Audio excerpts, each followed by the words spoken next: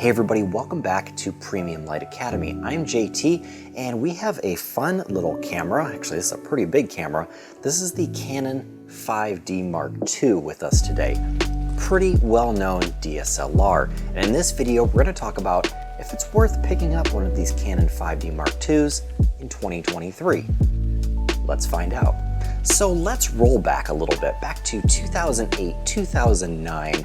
And that's when I was starting to take photography quite seriously. And I went and I picked up the camera that was all the rage, the Canon 5D Mark II. Now, if you're not familiar with the 5D Mark II, it was one of the first cameras that could shoot 1080p 24 frame per second video. The quality was awesome. You're getting that awesome DSLR shallow depth of field look with the video in the 5D Mark II, and it was just cutting edge. The video, again, for the time, almost 14, 15 years ago, was phenomenal. That creamy, smooth, shallow depth of field.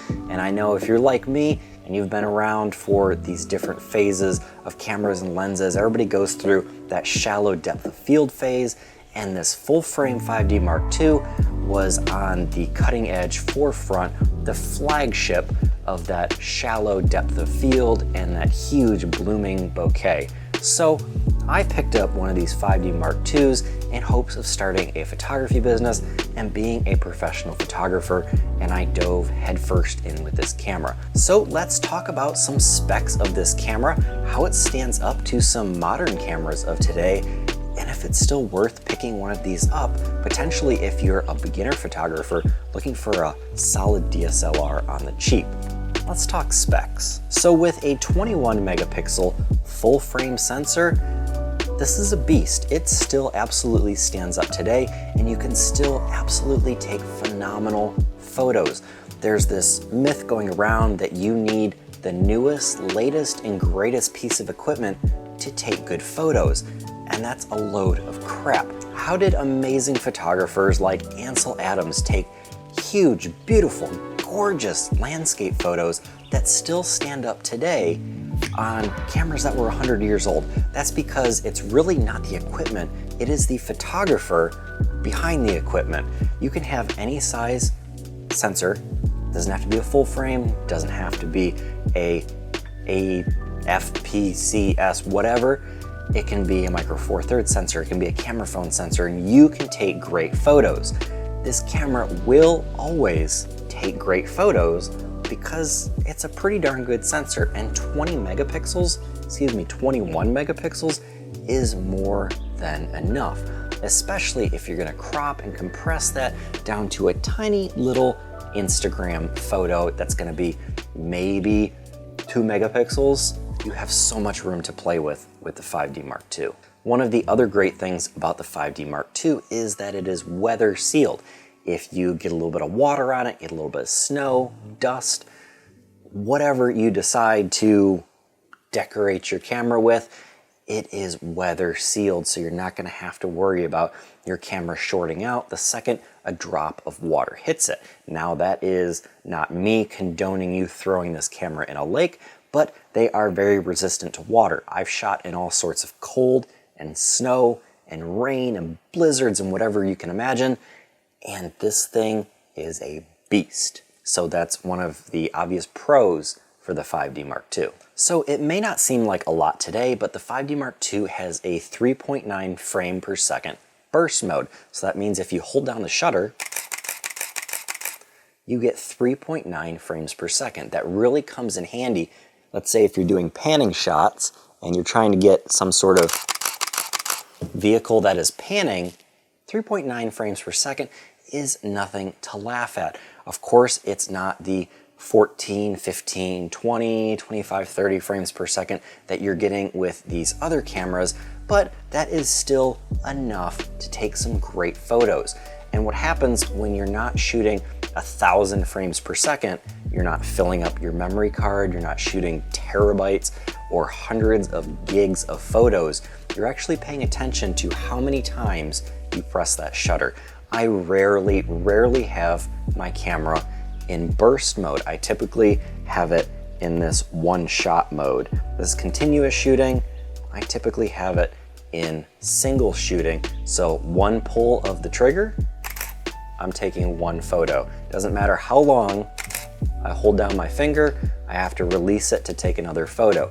And you can get great at shooting pretty quickly, but the key is to shoot smoothly. If you're slapping the trigger, that's not great.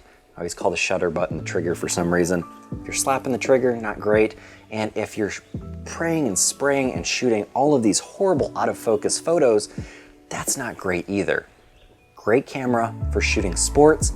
Focus on the moment. Even if you're shooting continuous, 3.9 frames per second is a great way to still control those photos so you're not shooting like a machine gun all over the place. We call it spraying and praying, hoping that you get a photo. No, think about what you're shooting, decisively press that shutter button at the decisive moment and get that photo. Don't waste your time, don't waste your memory card spraying and praying. So let's say I picked up a 5D Mark II today. What would I shoot with it? What is it still good for?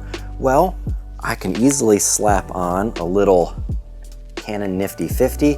These things are super cheap. You can get these on Facebook Marketplace for like maybe 50, 100 bucks, or you can still buy them new for like 200 bucks. And go throw all these out of the way for right now. But I can throw on this Nifty 50. This thing is so small, it's still comparable to mirrorless cameras today. Again, not a huge form factor. The body is a little bit thicker than a mirrorless camera, maybe weighs a tiny bit more. But even mirrorless cameras today, look at their 50mm prime lenses that are that big. Pick up a quick Nifty 50 and have some fun just shooting. Go shoot some portraits, go do some street photography. I love doing portraits with the Canon 5D Mark II. It is absolutely known for amazing skin tones and taking gorgeous portraits, not to mention the amazing landscapes that you can take with this. So if you can, throw on some good glass or even a cheapo Nifty 50, and you're gonna take some awesome looking portraits if you choose to take those portraits. Absolutely love the Nifty 50. This little thing is a zippy, snappy little lens, and I think it's a blast to play with, and highly recommend 5D Mark II. One of these cheapo plastic Nifty 50s. We'll probably end up doing a review on that as well. But I just got done running around downtown Nashville with one of these little cheapy Nifty 50s and had a blast. So yes, the 5D Mark II still cuts it when it comes to photos. It has always taken great photos, and it will always take great photos. And I'll absolutely recommend it as a photography camera. One of the awesome things about this, and one of the reasons why I bought it in 2009, was the 1080 video capability. Shoots full HD, 24 frames per second, I believe 30 frames per second as well. There's a couple frame rates that you can shoot with this, and it shot at the time and still now shoots great 1080p video that you can throw on Instagram. Everybody nowadays is shooting that absolutely horrid vertical video format, and if you want to do that 1080 by 1920, you can absolutely do that with the Canon 5D Mark II. Mount it on your tripod or just hold it like this, and you're gonna get some very high quality. It's gonna look way better than your phone. High quality video footage at that nice cinematic filmic 24 frames per second. And the 1080, no conversions, anything like that. 1080 goes right up to Instagram or TikTok for your reels. So fantastic video. It still holds up today, still looks great. You can shoot great landscape videos, video portraits, vlogging, however you would like to use this camera.